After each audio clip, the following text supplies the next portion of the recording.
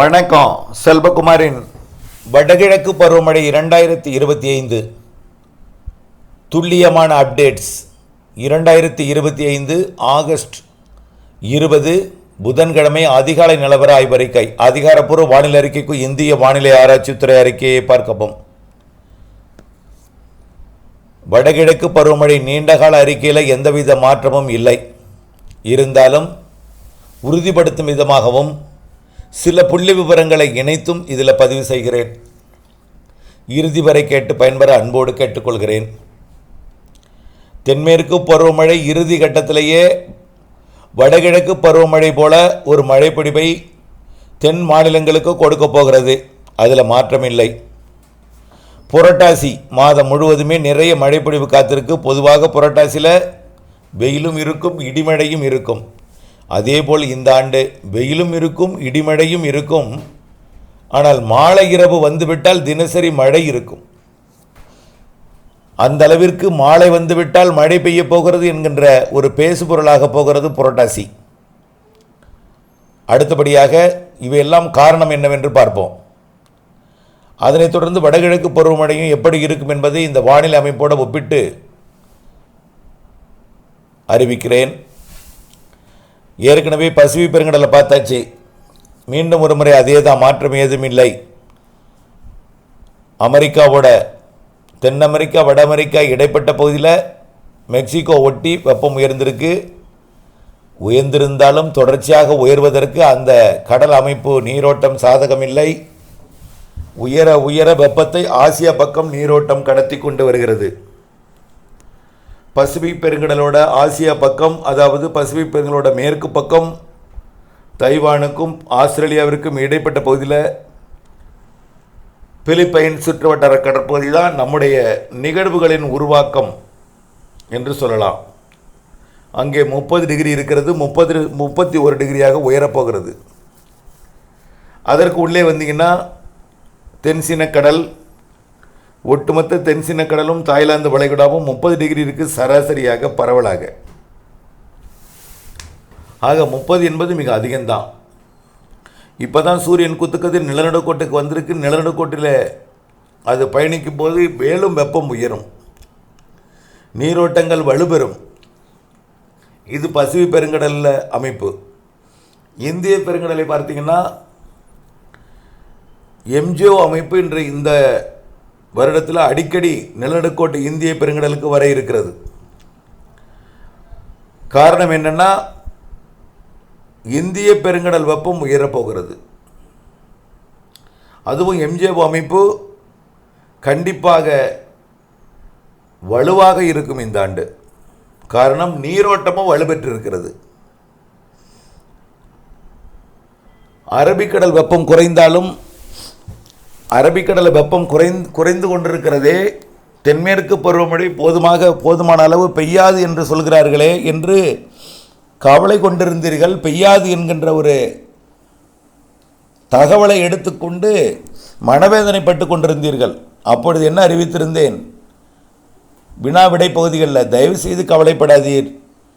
அரபிக்கடல் வெப்பத்திற்கும் மழைக்கும் எந்தவித சம்பந்தமும் இல்லை. தென்மேற்கு பருவமழை காலத்தில் வரக்கூடிய காற்று தான், தென்மேற்கு பருவ காற்று நீராவியை சுமந்து வரும்.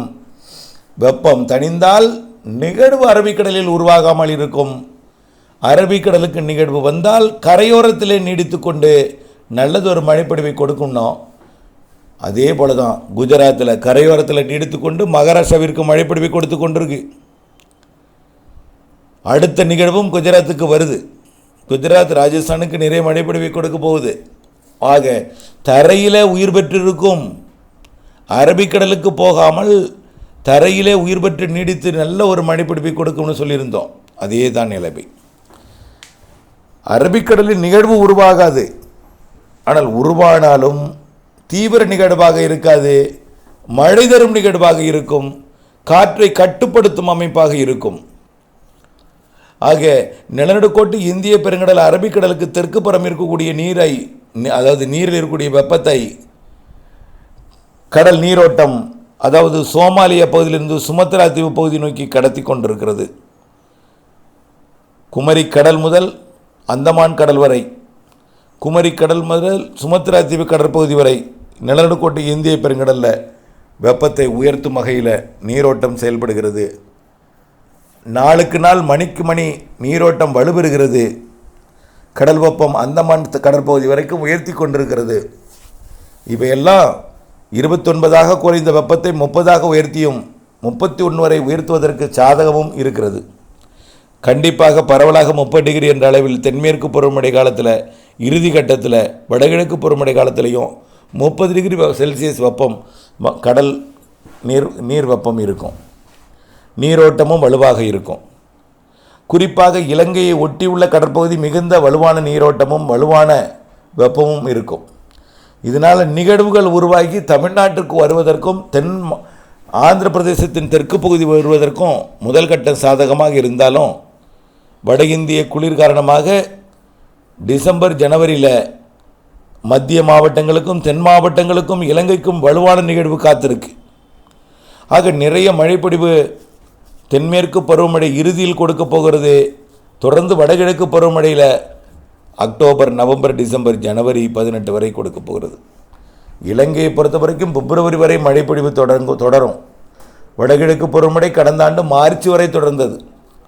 பிப்ரவரியில் கூட வெள்ளப்பெருக்கு இலங்கை முழுவதுமே சராசரிக்கு மிக அதிகமான மழைப்பொழிவை கொடுத்து அணைகளெல்லாம் நிரப்பி திடீரென்று வெள்ளப்பெருக்கை ஏற்படுத்தி கொண்டே இருந்தது இலங்கைக்கு இந்த பருவம். ஆக செப்டம்பர் 8 முதல் அக்டோபர் 14 வரை இறுதிக்கட்ட தென்மேற்கு பருவமழை அணைகளை நிரப்பும். அணைகளுக்கு நீர்வரத்தை அதிகம் கொடுத்து உபரி நீரை திறக்கும் வகையில் இருக்கும். உள் அணைகளுக்கும் நிறைய மழைப்பொழிவை தரும். உள்ளே இருக்கக்கூடிய ஏரிகளை கூட புரட்டாசி மழை நிரப்பும். ஆனால் எங்கேயும் பாதிக்கும் மழையாக இருக்காது. விவசாயத்துக்கு ஏற்ற மழையாக இருக்கும். அறுவடைக்கு இடையூறு கொடுக்கும் மழையாக இருக்கும். இடைவெளியும் இருக்கும். வானிலை அறிந்து அறுவடை பணிகளுக்கு திட்டமிட்டு கொள்ள வேண்டும். இடைவெளி அறிந்து வானிலை அறிக்கையில் இடைவெளி அறிந்து அறுவடை செய்திட வேண்டும். கண்டிப்பாக செப்டம்பர் 8க்கு மேல் செப்டம்பர் 12 உறுதியாக செப்டம்பர் 3வது 4வது வாரம், அக்டோபர் முதல் 2 வாரம் மழை பொழிவுகளின் வாரம், நிகழ்வுகளின் வாரம். அக்டோபர் மாதம் 18 வடகிழக்கு பருவமழை தொடங்கி நவம்பர் 1 வரை சீரான மழைப்பொழிவு. நவம்பர் 1 நவம்பர் இறுதி வரை வலுவான நிகழ்வுகள் மழைப்பொழிவு. அதைவிட வலுவான நிகழ்வுகள் டிசம்பரில் இருக்கிறது. மழைப்பொழிவு தரக்கூடிய வகையில் தான் மழை இருக்கும். காற்று பாதிப்பு குறித்து அச்சப்பட வேண்டாம். மழை தரும் நிகழ்வுகள் தான் அனைத்துமே பெரும்பாலும் தெரிகிறது. நிறைய மழைப்பொழிவு தரக்கூடிய வகையில் இருக்கும். காற்று பாதிப்பு குறித்து அச்சப்பட வேண்டாம். சிறு நிகழ்வும் வலுவான மழை தரும், வலுவான நிகழ்வும் வலுவான மழை தரும் என்பது தான் ஒரு தகவலாக இதில் தெரிவிக்கிறேன். ஜனவரி 18 வரை வடகிழக்கு பருவமழை தமிழ்நாட்டிலே தீவிரமாக இருக்கும். பிப்ரவரியிலும் இலங்கையில் மழைப்பொழிவு தொடர்ந்து கொண்டிருக்கும் என்பது தான் இந்த ஆய்வறிக்கையின் சுருக்கம். இணைந்தே இருங்கள் அப்டேட்ஸுடன். வானிலை அறிந்து விவசாயம் செய்யும் பழக்கத்தை ஏற்படுத்தி கொள்ளுங்கள். தூறல் விழுந்ததும் திட்டங்களை தீட்டி குழம்பிக் கொள்ளாதீர். வானிலை அப்டேட்ஸுக்காக 5 நிமிடம் செலவு செய்யுங்கள். விவசாயிகள் வானிலை அறிந்து விவசாயம் செய்யும் பழக்கத்தை ஏற்படுத்தி கொள்ளுங்கள். வெயில் அடித்தால் மழை பெய்யாது என்றும், மழை பெய்தால் வெயில் அடிக்காது என்றும் நினைவில் இருக்காதீர்.